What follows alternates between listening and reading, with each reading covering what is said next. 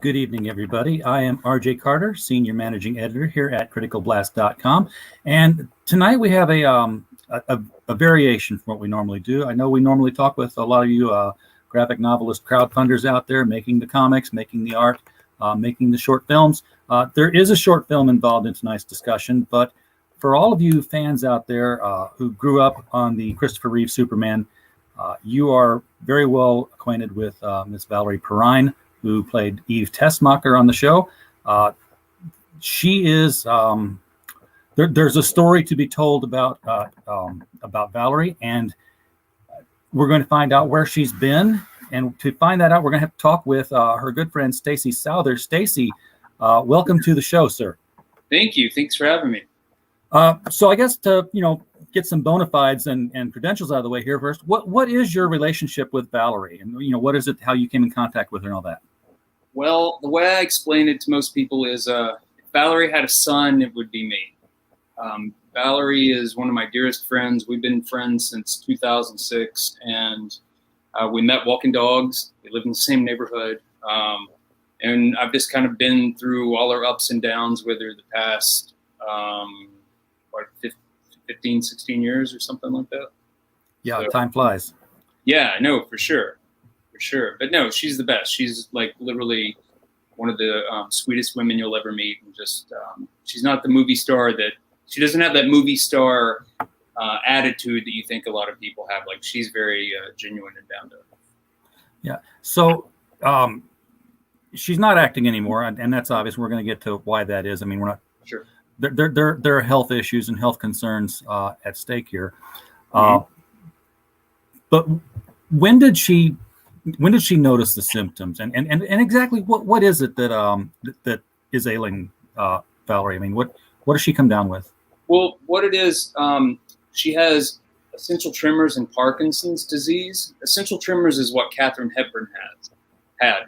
So it's another neurological thing. It's another shaking, disease. But Valerie has both, and they shake differently. It's really weird. They look similar, but they're very different.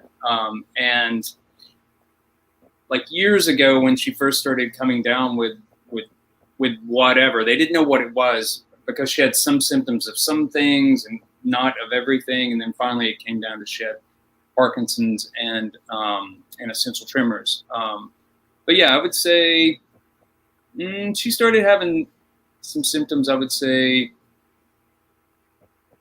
9 years ago. I mean, when things, when she really was trying to figure out what was going on. Yeah, and when she basically had to stop acting altogether, would that have been about the same time? She still acted after that for a while. I mean, that in the film, you saw the film, right? Yes. Yeah. I've seen the short film. We're going to talk about that some.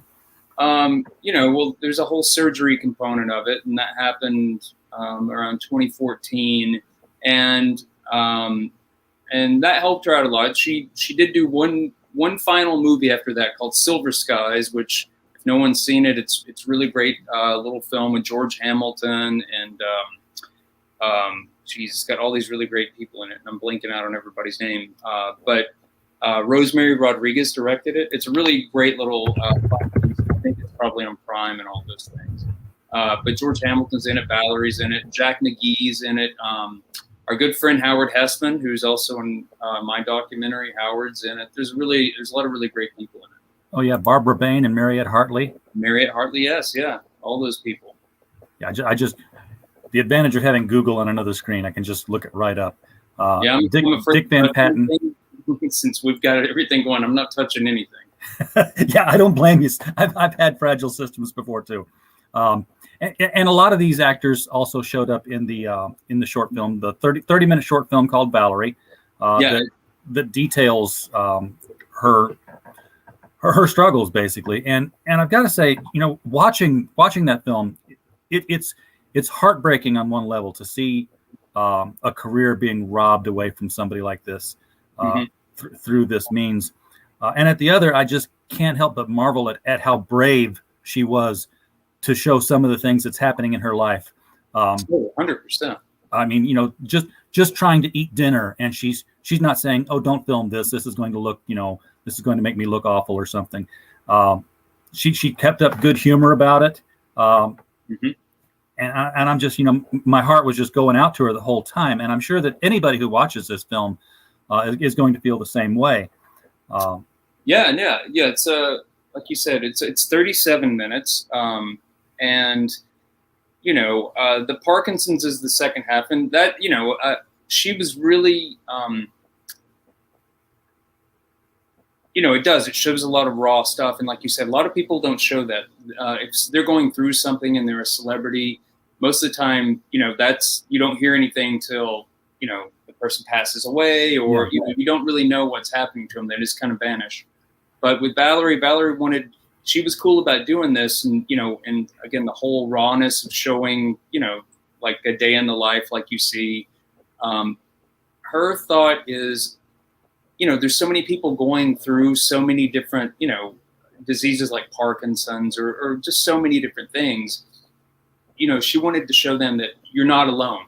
This can happen to anybody. I mean, here she is, one of the most beautiful women in the world, a huge movie star, had this incredible life, and she has Parkinson's, and she thought that, if it would just help one person kind of, make them feel a little better, to help them get through a hard day, Yeah.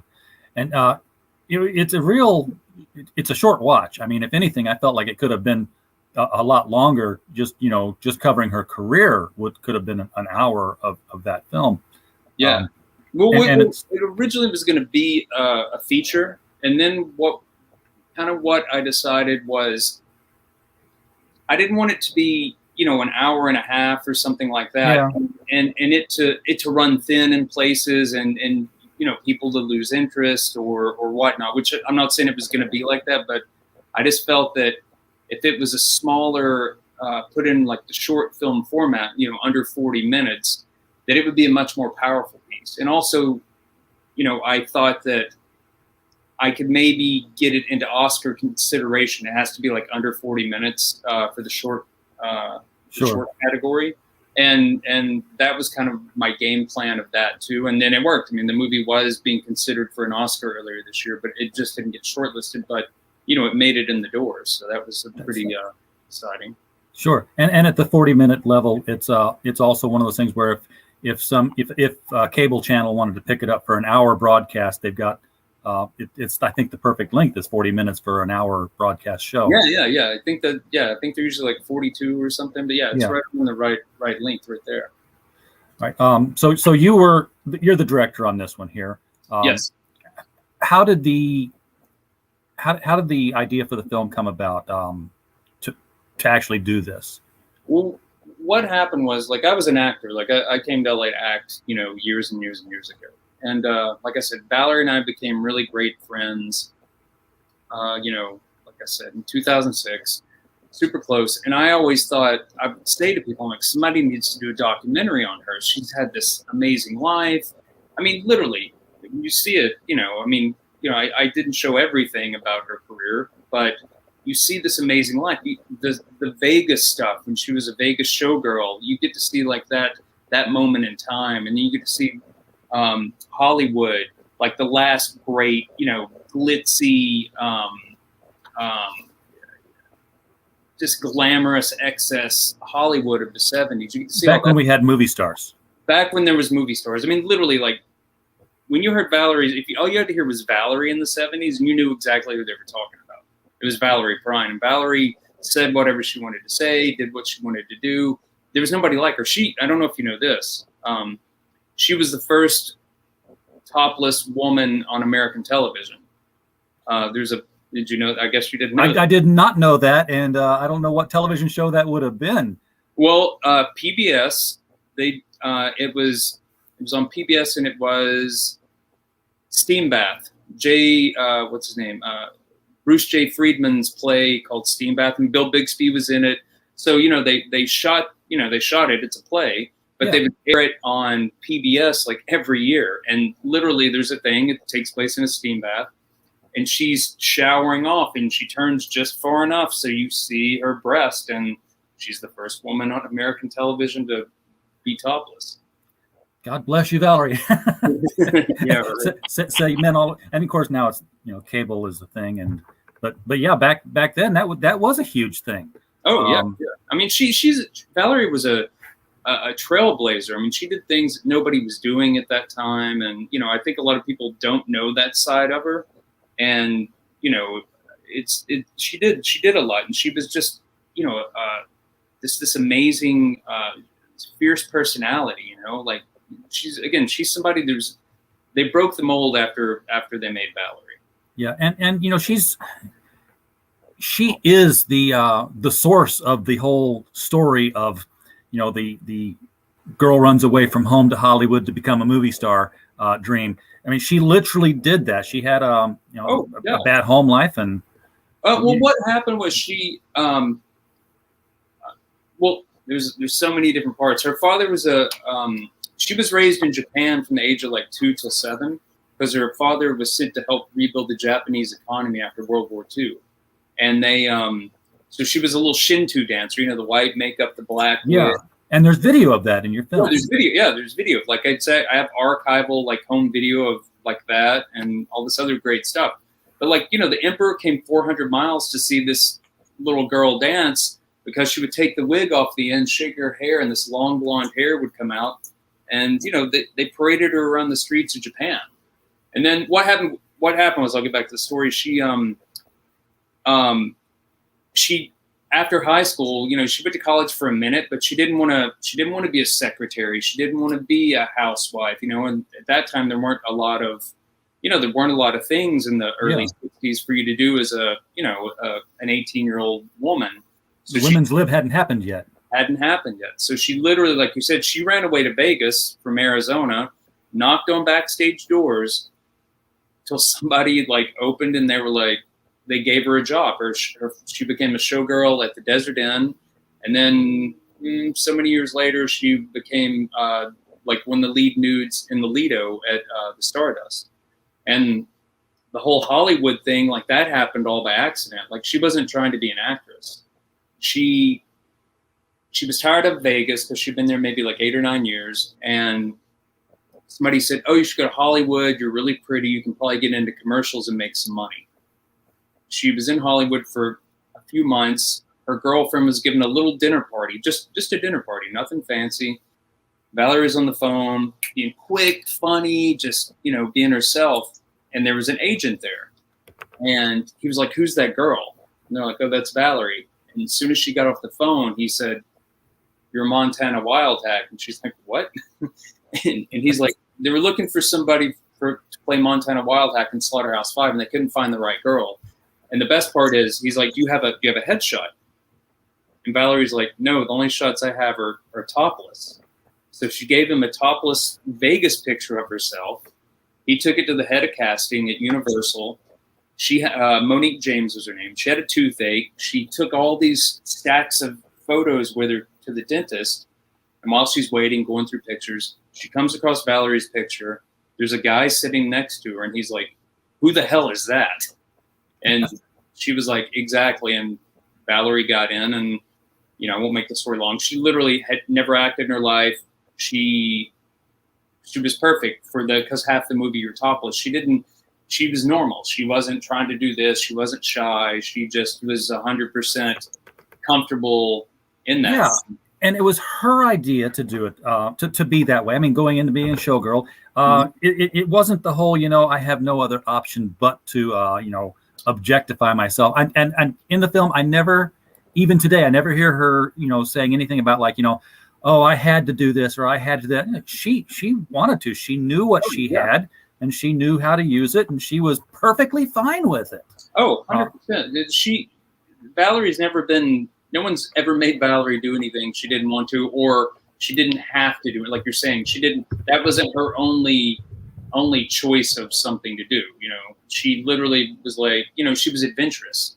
Yeah, that's how she literally. I mean, how many people go and knock on the backstage doors till, and that's something you see in a movie. Not, that's not many people actually live that. Now, did she ever, because she was starting out with doing the topless scenes in Slaughterhouse-5, and then in Lenny, I think she did scenes that. did she ever run into situations where now she's an actress, she couldn't get parts because, you know, they're like, oh, well, you're the person who does, you know, topless scenes and we need somebody who's not? I mean, not exactly. I mean, her whole thing was, you know, I mean, she did do that.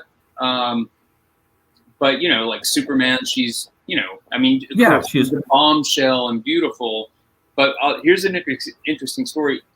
It hit a certain part of her career right around, I want to say like around 80 or so. And she was kind of tired of being the, you know, the sexy woman, or, you know, the you know, showing all the stuff that she had to show. And a little known fact is she was offered body heat, and she turned it down because she wanted to do something different. She didn't want to do another sexy thing, and she doesn't regret anything, but she does say, "I wish that I would have done that film." Yeah, that would have been a big one. But yeah, in Superman, which, you know, would have been the first film I would have seen her in, I believe, because I was too young to have seen her in anything else. Yeah. She was this perfectly sweet and charming girl next door. I would have, if that was my first exposure to her, I would have never guessed that she had all these other films in her repertoire that she'd done. Oh yeah. So for sure. No, I mean, it's great. I mean, her whole thing is, you know, another thing is, like, she never had an acting class in her life. Like, when she was on set for Slaughterhouse-5, within a few days, Universal offered her a 7-year contract. This is the very end of the contract of the studio system. So her first thing was that. And they said, I mean, I have the great thing about Valerie is she has all these great archives. She's kept everything. Wow. And literally, we have, you know, you have the press releases about her from Universal from 1972 and all this stuff. And they literally told her, they're like, don't go to an acting class, do what you're doing and just do it. Because they didn't want somebody to give her, you know, to start telling her how to act, and then that takes away from this natural ability that she has. And you start overthinking your scenes that way. Yeah. You think, oh, okay, well, they said I should do it this way. I mean, let's put it this way. When Bob Fosse says you're the greatest actress he's ever worked with, you're doing something right. Absolutely. Now, she said one thing in the documentary, and I wasn't sure whether she was tongue-in-cheek or whether this was like a really, really sad moment, but she was talking about one of the scenes she had to do where she really had to cry and just be this morose person. And she said they asked her, how did you get into that moment? How did you get into that scene to make it so convincing? And her response was, that's easy. I just think about my life. Yeah. And you know, I wasn't quite sure. Was like, well, you seem to be this happy person, this bubbly person that's always joking, but was it really one of these things where it's like, you know, laugh so I don't cry situation? Because she seemed to be very successful. No. She was very successful. I mean, and you've seen the documentary. We won't give away, you know, any of the juicy good stuff. Yeah, I don't want to go blow by blow through it. I mean, it's 37 minutes, and we could do that. Yeah. But what I'm saying is, you know, you see some really hard points in her life that people don't know about. You know what I'm talking about. Yeah. So I mean, you know, there's stuff, you know, like everybody. I mean, she had stuff, you know, in her, stuff that, you know, that was part of her life. You know, some really hard things that happened to her. So, you know, you can, you know, as an actor, you can, you know, if you're a good actor, a great actor, you can access that. You can go back to that pain and use it for what you need it for. So no, I mean, you know, when you see her, you always think, oh, she's happy and bubbly and the whole thing, and she is. But like everybody, she had some bad things happen in her life, you know, that actually affected her whole life. Yeah. I had a hard time coming up with what to label this video, because I was like, I started typing, you know, remembering Valerie. I'm like, wait a minute, she's not gone. Yeah. It's like, so I hope I titled it adequately enough. You know, it's funny because I don't know, years ago, maybe like 4 or 5 years ago, you know, and I literally started shooting this in 2014. So, you know, from then till this moment, it's like 7 years. You know, and I always knew that I was just going to call it Valerie, but somebody was like, oh, you know what you should call it? Why don't you, whatever happened to Valerie Perrine or whatever? And I was like, I mean, I get it, but I was like, but it makes it sound like you said, it's like she's gone. She died or something, and we don't want to memorialize her yet. It's her career. We're just saying, hey, how come you disappeared? Where'd you go? Exactly. And at the same time, of course, bring attention to this disease that's has just crippled her. I mean, literally. Yeah, literally done that. And I don't know. Is there? It makes me feel impotent to do anything. I'm like, how can we? What can we invest in? What can we research to make sure this doesn't happen to more people? Well, I mean, that's the thing. It's like any disease. I mean, there's nothing that you can really do. I mean, it just happened to her. It could be something genetics or something. I was going to ask if it happened in her family. Her brother, you see her brother in the movie, and he's actually he's a neuropsychologist, which is crazy. The irony is Valerie put him through medical school, and he became a neuropsychologist, and then she gets this neurological disease, way later on. But yeah, I mean, what Valerie would say is live your life every day, live, and because you never know what's going to happen tomorrow. She'll say, she's like, I don't know what's going to happen tomorrow. I don't think about it. I don't care what happened yesterday. I'm living for now. Yeah. And that's, I think, something that, people should all do. And I think a lot of people, we all forget about that because we think we have all this time, but it's like you need to cherish the moments that you're in. Now you met her walking dogs together in the same park. Obviously she was getting out then. Is she able to get out as much anymore?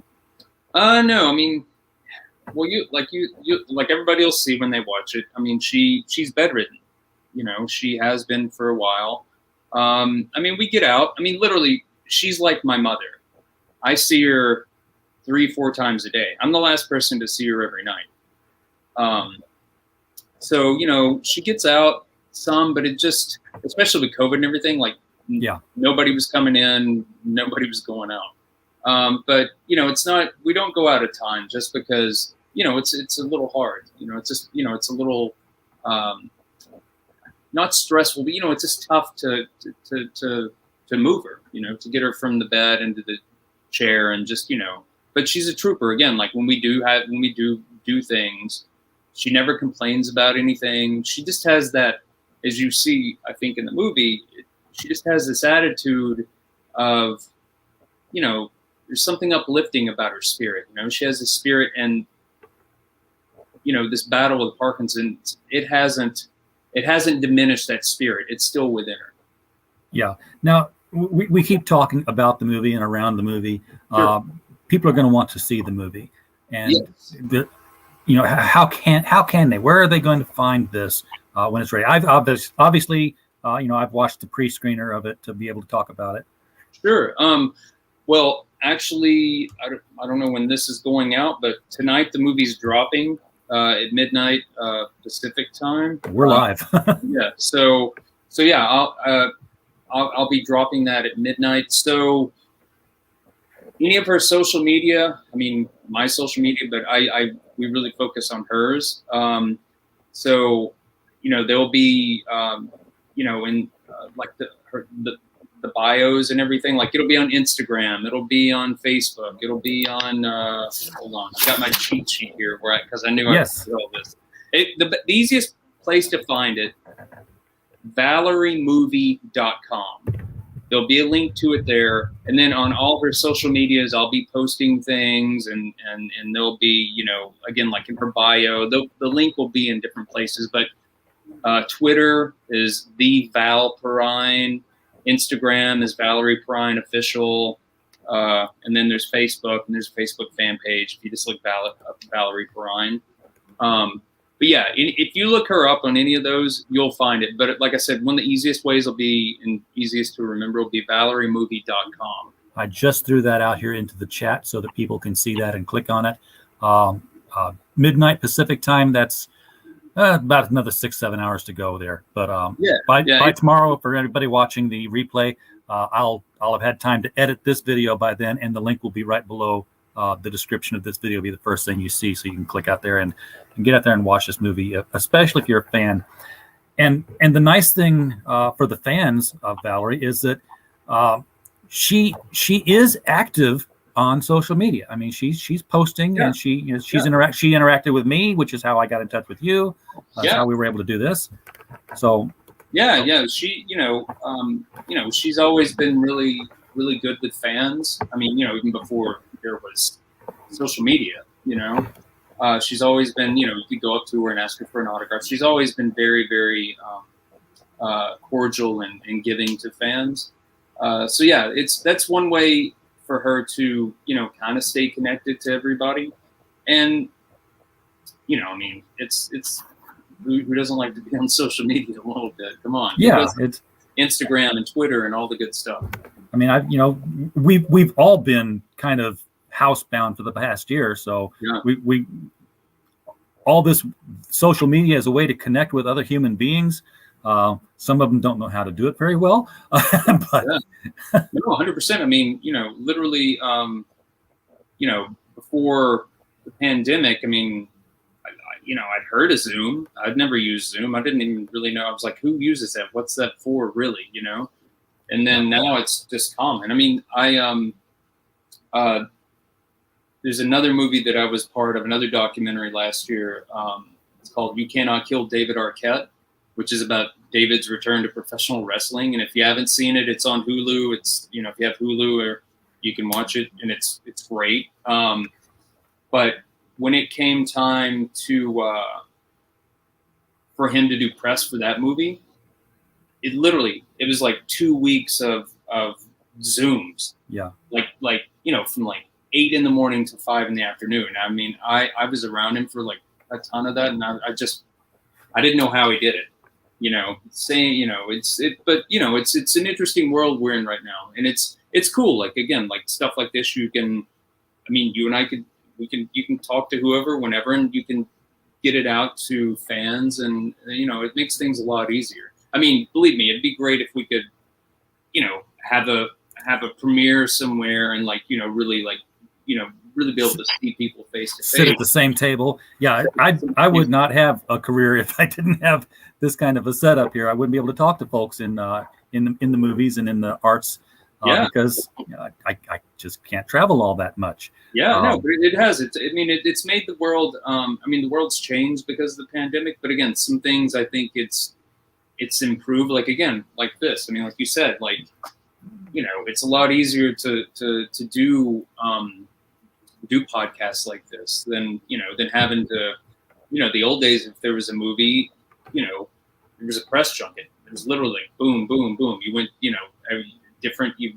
went to like 50 people in an afternoon saying the same thing for 10 minutes. Yes. So, oh yeah, I can relate. So Stacey, before we finish everything up here, what other projects are you working on? I mean, you're putting together these documentaries. I'm assuming you've probably got ideas for other stuff, or stuff that's half in the can already. Yeah. There's a couple of things. There's a docu-series that we've been working on about a female American ninja warrior named Jessie Graff. If you guys are familiar with Jessie, like, she's a badass. She's amazing. So that's something that a different project that I've been working on. And then with one of the producers. Oh, and actually, let me throw this out. The everybody that helped me on the movie, the producers, Aaron Harvey, he's amazing. He's a writer, director. If you ever saw Catch 44, that's one of his films, with Bruce Willis and Forrest Whitaker, or The Neighbor had William Fichtner in it. I mean, he's great. Like, if you look up Aaron, like, he's got some good movies. And another producer, which was great, was Oliver Ridge. And then two of the EPs were David Arquette and Christina Arquette, because they're really close family. They're like family, so they're part of this too. Yeah, I'm working on some stuff like that. And Aaron and I are, we're working on a true crime docu-series thing. We're putting that together. So hopefully that all comes together and comes to an HBO or something near you soon. All right, so, that sounds good. We'll keep an eye out for all of that stuff. And as they come to production time, don't be shy. Reach out, let us know. We'll review. We'll talk about them, and have more streams together. Love to. And I want to add one other thing. Yeah. Because we have been talking about the Parkinson's and everything. There is a GoFundMe set up to help with Valerie's some of her healthcare needs and everything. And you can either go to GoFundMe and put Valerie Perrine in, or same thing, if you go to valeriemovie.com, there's a link there that'll take you to the GoFundMe. I've got the link pulled up right here, and I'm throwing it right into the chat. And I will also include that in the description of the video below. Great. Because this is I know too many people with this disease already, and it's And I think we all do. We movie time. I think we think about Michael J. Fox, obviously. He's the poster boy of it. Like, he's the face of Parkinson's, which is great. I mean, you feel bad for him, but he's literally had it for over 30 years. But yeah, I mean, I think anybody that knows anybody that has it, and they've actually dealt with it to some degree. It's a really horrible disease, and it's very again, how we were talking about Valerie. Valerie has a spirit, and she's lived life to the fullest. And she's known for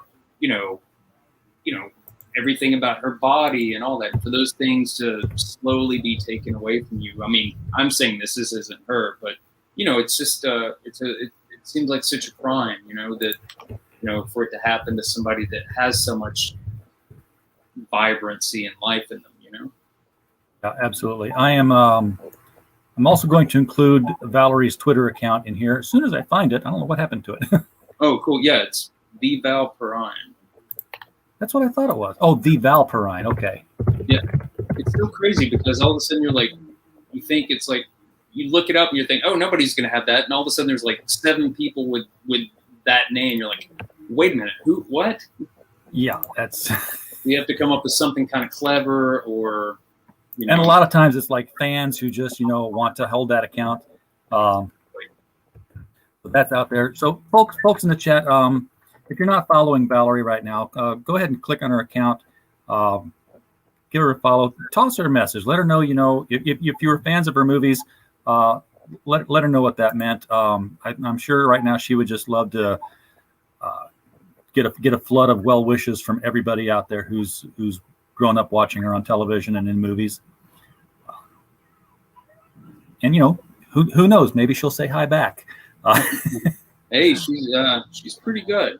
She's pretty good. I mean, she has a little time on her hands. So, and again, like I said, she doesn't. It's nice to have those connections. With the world. Yes. when you're not really out in it as much as you used to be. Let her know you're still remembering her. Stacey, thank you so much for putting this together, for everything you're doing for Valerie and for her fans, and bringing it onto our show to let people know. Thank you. Folks in the chat, we appreciate you being here. We don't have a show without you, so we're always grateful that you're here. I would encourage you to, as always, hit the share button on this video. I'm not going to say hit the like. If you don't like my video, that's fine. I'm not going to beg for that. I see other people do it. But do share it, not for me, but to get this information in front of your social circles and spread the word so that they can also find out more about this. And as always, we just hope you had a blast. Thank you very much.